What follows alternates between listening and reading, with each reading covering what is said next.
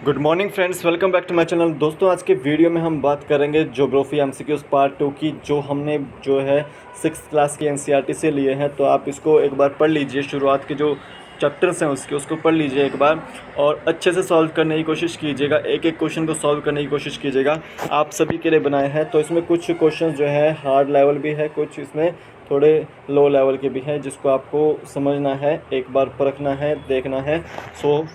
अगर पहले किसी ने लाइक नहीं किया वीडियो को तो लाइक कर दो, शेयर कर दो एक बार वीडियो को, और सब्सक्राइब नहीं किया तो चैनल को सब्सक्राइब कर दो। फर्स्ट क्वेश्चन की ओर चलता हूँ।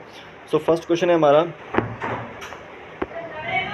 विच of the following statement is correct. यहाँ पर 3 स्टेटमेंट्स दी है, उसमें से कौन सा स्टेटमेंट करेक्ट है। तो फर्स्ट है, the earth is neither hot nor too cool, it has Goldilocks zone. जो अर्थ है वो आपकी ना तो ज़्यादा हॉट है ना ही वो ज़्यादा ठंडी है, तो उसके पास एक गोल्डीलॉक जोन है। तो गोल्डीलॉक जोन का मतलब क्या है कि वो एक तरह से हैबिटेबल जोन है सोलर सिस्टम का, जिस पर लाइफ जो है वो प्रेजेंट होती है। ठीक है। तीसरी जो स्टेटमेंट है वो आपकी Goldilocks zone has no life, तो ये वाली स्टेटमेंट गलत है। ए और बी इसकी आंसर है, तो डी ऑप्शन इसका राइट आंसर है कि गोल्डीलॉक जोन है वो एक तरह से हैबिटेबल जोन है और उस पर अवेलेबल है लाइफ, और वो अर्थ के ऊपर प्रेजेंट है। ना तो वो ज़्यादा अर्थ को कूल होने देता, ना वो हॉट होने देता। दोनों का जो है टेम्परेचर जो है इक्विलिब्रियम में रहता है, तो डी ऑप्शन इसका राइट आंसर होगा। नेक्स्ट क्वेश्चन देखते हैं, the highest mountain of the moon is. जो कौन सा जो है मून का हाईएस्ट माउंटेन है, तो यहाँ पर है आपका सी ऑप्शन, लिबनिट्ज़ इसका हाईएस्ट माउंटेन है। सी ऑप्शन इसका राइट आंसर है। निम्बस, फोबोस, डीमोस ये छोटे छोटे उपग्रह हैं किसी न किसी के प्लैनेट के। तो आपको मुझे कमेंट सेक्शन में बताना है कि कौन से ग्रह के ये उपग्रह हैं छोटे छोटे। सी ऑप्शन इसका राइट आंसर है। नेक्स्ट क्वेश्चन देखते हैं, which of the following planet have been discovered by the use of telescope. इनमें से कौन सा प्लैनेट है कि जिसे टेलीस्कोप की मदद से डिस्कवर किया गया था। तो वो है आपका यूरेनस। ए ऑप्शन इसका राइट आंसर है। सैटर्न याद रखें आपके पास कि इस ग्रह के पास जो है रिंग होती है काफ़ी बड़ी। ठीक है।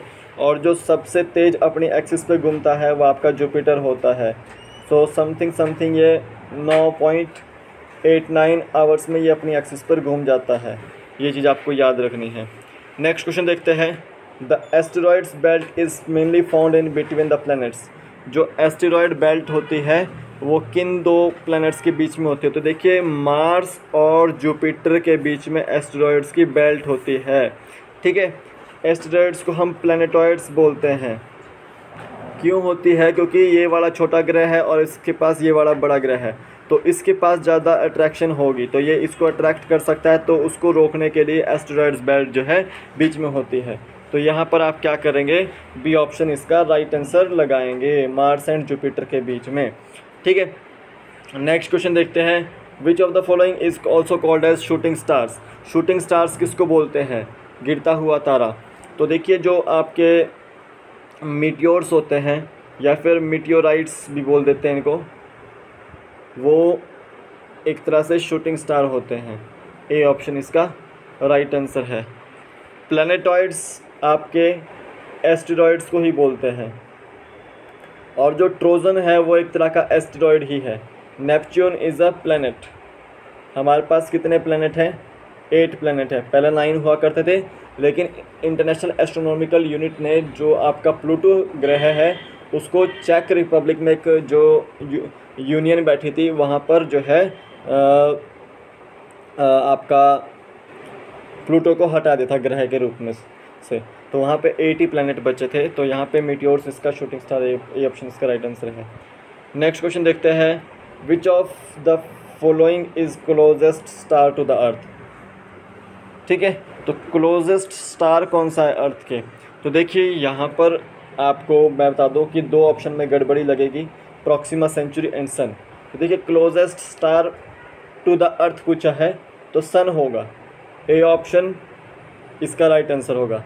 लेकिन अगर पूछा गया आफ्टर द सन तो उसका प्रॉक्सिमा सेंचुरी। सी ऑप्शन इसका राइट आंसर होगा। तो यहाँ पर ए ऑप्शन इसका राइट आंसर होगा। Closest star to the earth कौन सा है? सन। अगर closest star to the earth after sun पूछा गया तो प्रॉक्सिमा सेंचुरी होगा। तो यहाँ पे ए ऑप्शन इसका राइट आंसर है। नेक्स्ट क्वेश्चन देखते हैं, Ursa Minor is also called as. जो अर्सा माइनर है उसको क्या बोलेंगे? तो देखिए अर्सा माइनर को हम बोलते हैं लिटिल बियर, ठीक है, हिंदी में ध्रुवा मत्स्य, एक तरह से ये कॉन्स्टेलेशन ही है, ग्रुप ऑफ स्टार्स ही है।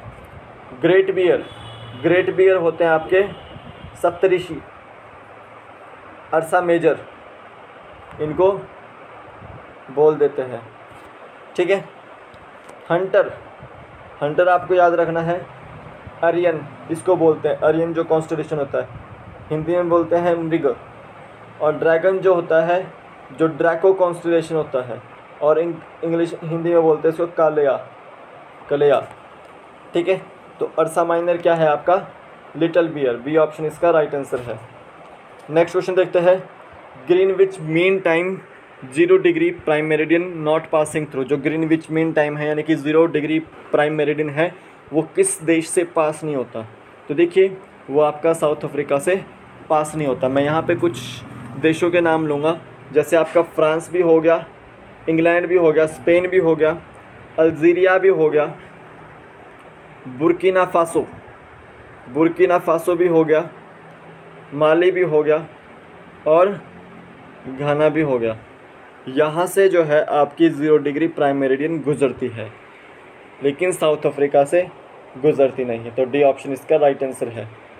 नेक्स्ट क्वेश्चन देखते हैं, which of the following lake is present in Kazakhstan. Kazakhstan में कौन सी लेक है? तो देखिए यहाँ पे आपको लेक बालकश दिख रही होगी, ए ऑप्शन इसका राइट आंसर है। कजाकिस्तान जो है में जो है लेक बालकश है। अराल सी आपको याद रखनी है, कजाकिस्तान और उज्बेकिस्तान के बीच में है, ठीक है, अराल सी। और आपको याद रखनी है कैस्पियन सी जो है कजाकिस्तान को भी टच करती है, तुर्कमेनिस्तान को भी टच करती है, ईरान को भी टच करती है, आपका जो मॉस्को वाला जो पोर्शन है, रशियन वाला पोर्शन, उसको भी टच करती है, आपका जो पैलेस्टीन वाला पोर्शन भी है उसको भी टच करती है। तो ये चीज़ आपको याद रखनी है। ये याद रखना है कैस्पियन सी। रेड सी में आपको याद रखना है कि यूक्रेन, अंकारा, तुर्की और आपकी इज़राइल, इटली वगैरह इनको टच करती है। इटली को तो वो मेडिटेरियन सी टच करती है, तो ये आपको याद रखनी है। विक्टोरिया झील आपकी अफ्रीका में है। यहाँ पे लेक बालकश इसका ए ऑप्शन इसका राइट आंसर होगा। नेक्स्ट क्वेश्चन देखते हैं, द फेमस जोग फॉल इज़ इन। जो जोग फॉल है वो कहाँ पर है? तो जोग फॉल एक तरह से झरना है, काफ़ी बड़ा है इंडिया का, तो वो है आपका कर्नाटका में, बी ऑप्शन इसका राइट आंसर है। ये कुछ ज्योग्राफी के क्वेश्चंस थे जो मैंने आपको आज करवाए हैं, तो इनको एक बार शेयर कर दीजिएगा, एक बार अच्छे से पढ़ लीजिएगा, कहीं ना कहीं ये क्वेश्चन आ ही जाते हैं। तो आज इंग्लिश में मटेरियल था, तो फिर मिलूँगा कि नए वीडियो साथ, तब तक के लिए जय हिंद।